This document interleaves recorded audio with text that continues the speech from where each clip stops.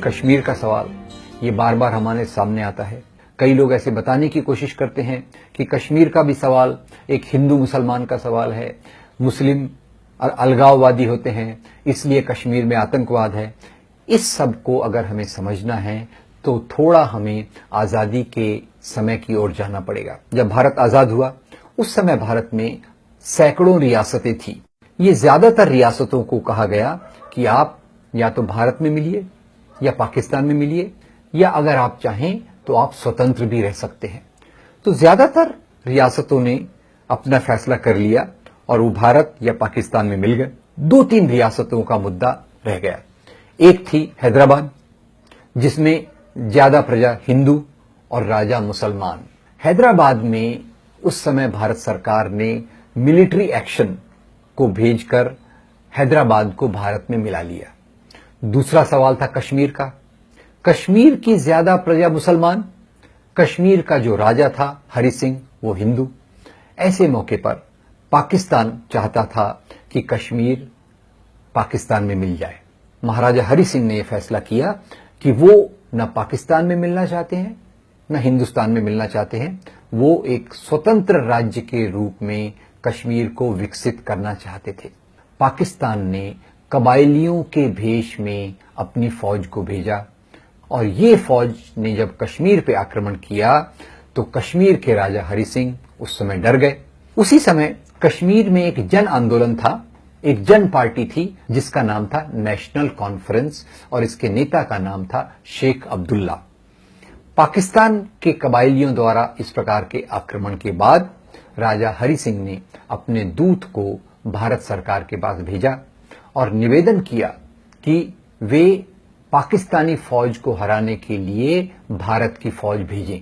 भारत के सामने जब यह प्रस्ताव आया तो भारत के प्रधानमंत्री ने कहा, कश्मीर तो एक स्वतंत्र राज्य है, एक स्वतंत्र राज्य में हम अपनी आर्मी को कैसे भेज सकते हैं। जब ये बात कही गई तो शेख अब्दुल्ला ने पंडित नेहरू को निवेदन किया कि हम पाकिस्तान में नहीं मिलना चाहते, कैसे भी करके हमें आप फौज भेजिए जिससे हम पाकिस्तान में न मिलें। कश्मीर के राजा और भारत की सरकार के बीच में एक समझौता हुआ। समझौता यह था कि कश्मीर भारत के साथ मिलेगा पर पूरा इसमें विलय नहीं होगा। कश्मीर को स्वायत्तता, ऑटोनॉमी दी जाएगी और ऐसा फैसला किया गया कि सारी जो कश्मीर के मुद्दे हैं वो कश्मीर की असेंबली देखेगी, 4 मुद्दों को छोड़कर। ये 4 मुद्दे जो भारत सरकार देखने वाली थी वो ये थे, सुरक्षा, विदेश विभाग, करेंसी और कम्युनिकेशन, ये दिल्ली सरकार देखेगी और बाकी सब के लिए कश्मीर को पूरी तौर से स्वायत्तता होगी।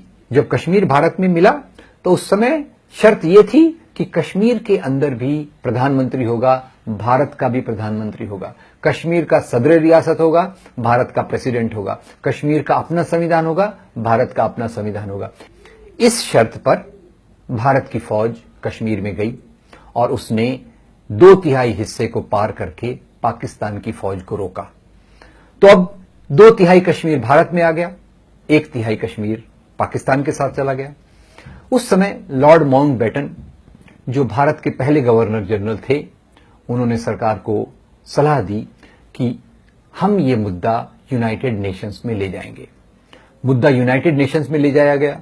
यूनाइटेड नेशंस ने कहा कि कश्मीर का भारत में विलय या पाकिस्तान में जाना, इसके पहले जनमत संग्रह कराया जाना चाहिए।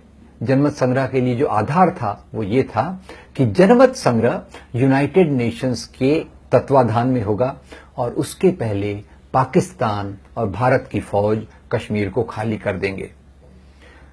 कश्मीर के लोगों को ऑप्शन दिया जाएगा, चुनाव दिया जाएगा कि आप अपनी राय जाहिर कीजिए, आपको पाकिस्तान में मिलना है, भारत में मिलना है या स्वतंत्र रहना है। पर चूंकि जनमत संग्रह के पहले पाकिस्तान और भारत की फौज को कश्मीर खाली करना था, इन दोनों फौजों ने, इन दोनों सरकारों ने वहां से फौज वापस निकालने के लिए इनकार कर दिया और कश्मीर में कभी भी जनमत संग्रह नहीं हो पाया। इसके बाद जब कश्मीर का 2/3 हिस्सा भारत के साथ आ गया, आर्टिकल 370 को लेकर तो उसके बाद भारत के अंदर के सांप्रदायिक तत्वों ने सरकार पर दबाव लाना शुरू किया कि आप कश्मीर की स्वायत्तता, कश्मीर की ऑटोनॉमी को खत्म करो। ये जब बात भारत सरकार से उठने लग गई तो शेख अब्दुल्ला, जो कश्मीर के प्रधानमंत्री चुनकर आए थे, उन्हें लगा कि भारत कश्मीर की स्वायत्तता को खत्म करेगा। इस आधार पर उन्होंने चाइना, अमेरिका से बातचीत शुरू की और जब उन्होंने ये बातचीत शुरू की, भारत सरकार ने उनको 17 साल के लिए जेल में डाल दिया। शेख अब्दुल्ला कश्मीर के चुने हुए प्रधानमंत्री थे और एक चुने हुए प्रधानमंत्री को जेल में डालने के बाद वहां के लोगों में एक प्रकार का असंतोष पैदा हुआ। यही असंतोष बाद में धीरे धीरे परिवर्तित होकर अलगाववाद के रूप में बदलने लगा, तो उसका फायदा पाकिस्तान ने भी उठाया। इन लोगों ने इस असंतोष को और हवा दी ताकि ये इसमें से एक प्रकार का अलगाववाद और मजबूत हो। इसी बीच लगातार भारत सरकार ने कश्मीर में कभी भी निष्पक्ष चुनाव नहीं होने दिए और इस कारण कश्मीर की जनता को और भी असंतुष्ट होना पड़ा।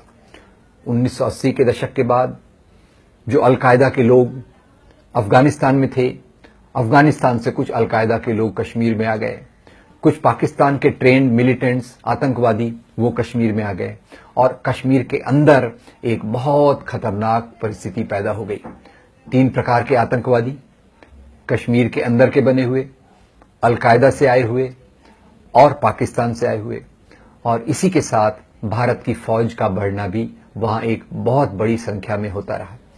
तो इस परिस्थिति में अलगाववाद ने आतंकवाद का रूप लेना चालू कर दिया। कश्मीरियत, ये जो कश्मीर की सभ्यता है, ये कश्मीरियत 3 सिद्धांतों पर आधारित है। सबसे पहला वेदांत, दूसरा सूफी संतों के शिक्षा और तीसरा बुद्ध धर्म के सिद्धांत। ये तीनों को मिला जुलाकर कश्मीरियत की बात बनती है। पर 1980 के दशक में जब वहां आतंकवाद बढ़ने लग गया तो आतंकवाद ने वहां के कश्मीरी पंडितों को काफी परेशान किया और इससे डरकर कश्मीरी पंडितों को कश्मीर की घाटी छोड़कर जम्मू और दूसरे प्रांतों में आना पड़ा। जैसे कश्मीरी पंडितों ने बड़ी संख्या में घाटी को छोड़ा, वैसे ही बहुत बड़ी संख्या में मुसलमानों ने भी घाटी को छोड़ा क्योंकि वहां की असुरक्षा बहुत बढ़ गई। ये जो परिवर्तन हुए, इसके कारण आतंकवाद बहुत बढ़ा, कश्मीरी पंडितों को बहुत तकलीफ हुई और इसी के साथ भारत ने ज्यादा से ज्यादा अपनी फौजों को वहां भेजना चालू कर दिया। तो कश्मीर की जनता 2 प्रकार से परेशान, एक तरफ आतंकवाद, दूसरी तरफ भारतीय आर्मी द्वारा एक प्रकार से दूसरी परिस्थिति का निर्माण। अब इसी बीच जब धीरे धीरे परिस्थिति सुधरने लग गई तो लोगों के बीच में आशा जगने लग गई और ये आशा का निर्माण हुआ जब चुनावों को स्वतंत्र रूप से कराया गया 2002 में। और उसके बाद से जो परिस्थिति में आशावाद दिख रहा था, ये तब खराब हुआ जब बीजेपी द्वारा नियुक्त वहां के गवर्नर बीके सिन्हा ने अमरनाथ के मुद्दे को एक सांप्रदायिक मोड़ दिया। जो अमरनाथ की यात्रा स्थानीय मुसलमानों के द्वारा संयोजित की जाती थी, उन्होंने स्थानीय मुसलमानों के हाथ से लेकर श्राइन बोर्ड बना दिया और फिर उस जगह की जंगल की जमीन जो कानून के हिसाब से किसी को नहीं दी जा सकती, उस जंगल की जमीन को उन्होंने श्राइन बोर्ड के नाम पे हस्तांतरित कर दिया और यहीं से कश्मीर की जनता में एक प्रकार से फिर से निराशा और हताशा आई। ये निश्चित रूप से बीके सिन्हा द्वारा की गई एक शैतानी थी जिसके कारण कश्मीर का सुलझता हुआ सवाल आज फिर से उलझ गया है। लोगों में पहले से एक असंतोष था और इस अमरनाथ विवाद के कारण वो असंतोष को एक और हवा मिली है। अगर हम कश्मीर के लोगों को अपनी आजादी से जीने की दें और हमने आजादी के समय पर जो आर्टिकल 370 और स्वायत्तता के नियम रखे थे, उन नियमों को हम लाएं तो निश्चित रूप से जम्मू कश्मीर की समस्या आसानी से हल की जा सकती है।